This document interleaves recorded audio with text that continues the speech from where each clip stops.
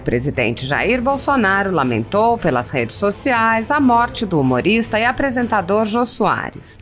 Bolsonaro disse: independentemente de preferências ideológicas, Jô Soares foi uma grande personalidade brasileira que conquistou a todos com seu modo cômico de discutir assuntos profundos.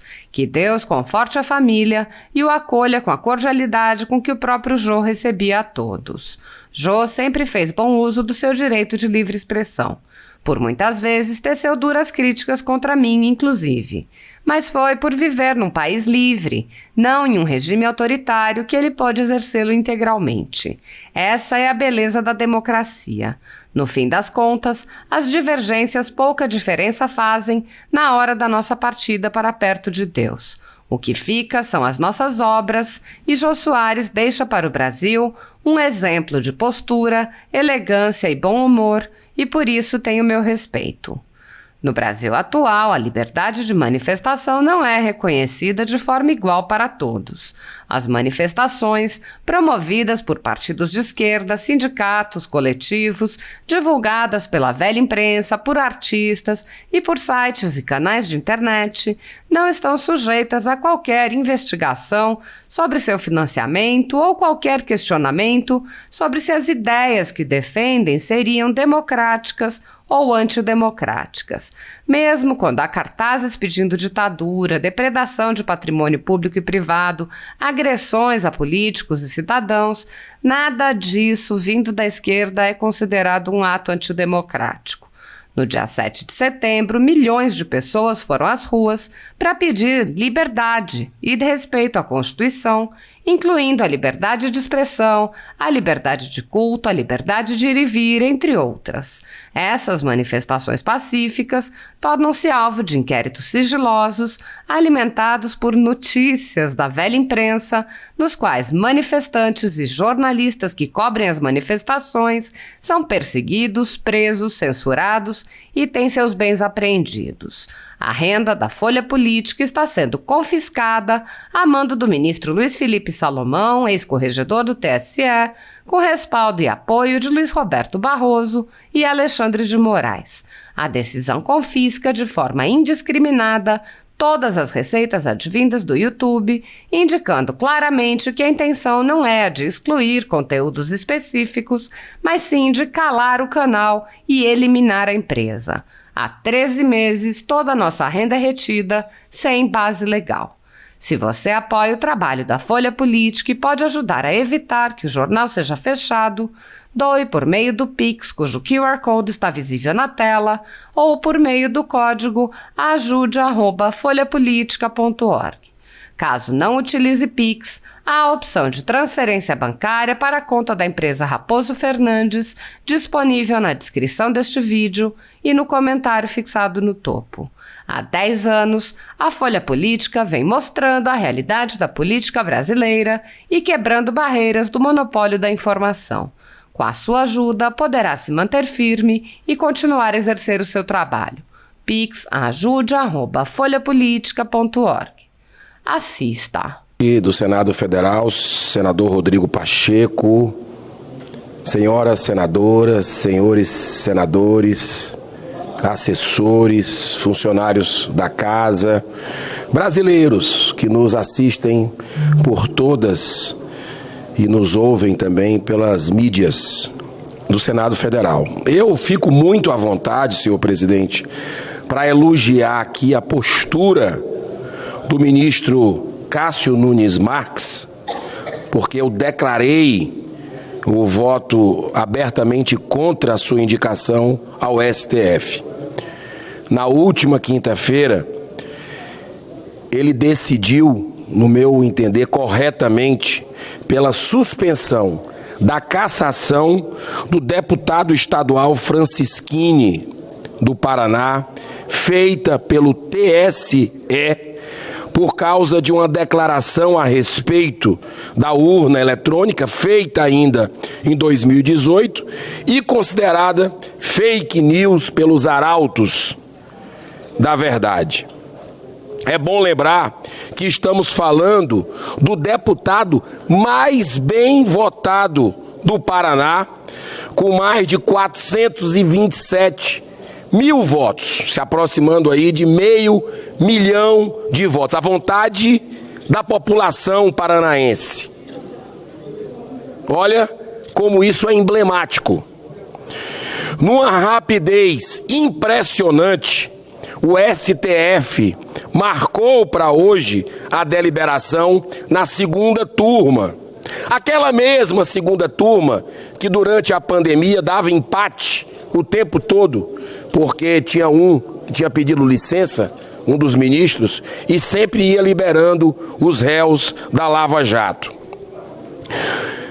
A votação acabou há pouco, senador Reins. 3-2. Suspenderam a liminar dada pelo ministro Cássio Nunes Marques em favor do deputado com quase 500 mil de votos lá do Paraná. Gilmar Mendes, Lewandowski, Fachin votaram para derrubar essa liminar, enquanto doutor André Mendonça e Cássio Nunes Marques votaram a favor da manutenção do mandato. No entanto, dormem por muitos anos centenas de processos por crime de corrupção que chegam a mais de 1 bilhão de reais envolvendo centenas de parlamentares. Mais de 20 políticos corruptos já foram beneficiados pela prescrição de seus crimes. Eu não sou governista, senhor presidente. Por isso também me sinto muito à vontade para afirmar que a cassação de um mandato de um parlamentar em virtude de uma mera declaração pública, quando faltavam 10 minutos para se encerrar a votação, é uma afronta ao Estado de Direito e ao devido processo legal. Numa democracia, ninguém deve ser punido por crime de opinião que virou moda no Brasil. Todos devem ser livres para dizerem o que pensam. E se houver ofensa ou prejuízo a outrem, existe recurso da justiça em processo de injúria, calúnia e difamação. Essa sentença, senhor presidente, arbitrária do TSE, associada aos procedimentos em curso no famigerado inquérito das fake news, demonstra que estão em curso inovações jurídicas que escapam à compreensão de grandes juristas, como o doutor Ives Ganda Martins. Uma perigosa construção de jurisprudência tendenciosa sobre as chamadas fake news, com claros sinais de intimidação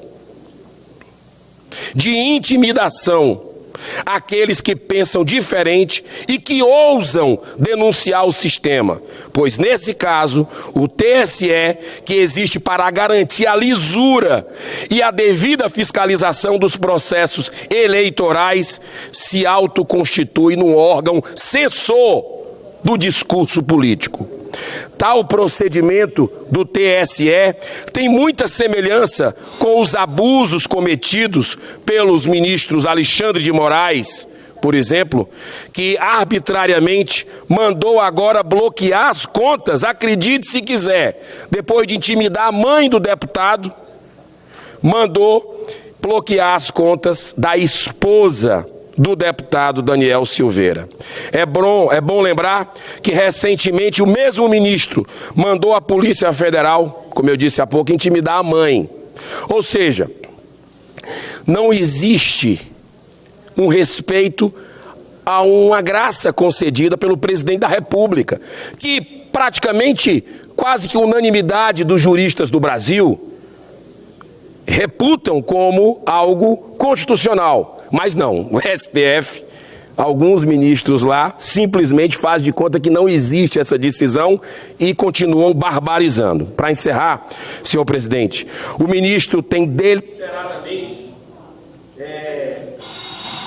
ignorado, como eu falei, a concessão presidencial do indulto, que é totalmente amparada pela Constituição, tomando atitudes típicas de perseguição e vingança, o que é muito grave, foi para o lado pessoal há muito tempo, incompatíveis totalmente com a função de um ministro da Suprema Corte. Eu quero aqui apelar aos homens e mulheres de bem do STF, porque tem. E é uma instituição importantíssima para o país, para a nossa democracia. Estamos diante de uma profunda crise institucional, com deterioração crescente da imagem da Suprema Corte perante a sociedade. Nesse momento, não pode preponderar o corporativismo, e sim o respeito às leis. Senhor presidente, se eu me permitir mais um minuto, eu encerro.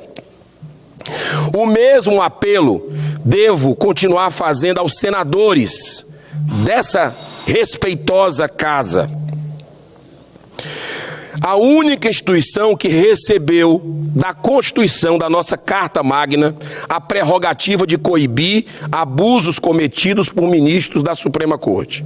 Essa omissão subserviente, ao meu ver, provoca desequilíbrio entre os poderes da República e abala os alicerces da democracia, pois estamos alimentando a ditadura do poder judiciário. E como disse Rui Barbosa, o nosso patrono, é a pior de todas as ditaduras, pois contra ela não há a quem recorrer. Senhor presidente, ainda há tempo. Basta dar o primeiro passo, aprovando o requerimento ainda pendente do senador Lazier Martins para chamar o ministro Barroso sob declarações políticas. É o mínimo que podemos fazer para que a paz e a harmonia voltem a reinar no Brasil. Muito obrigado. Obrigado.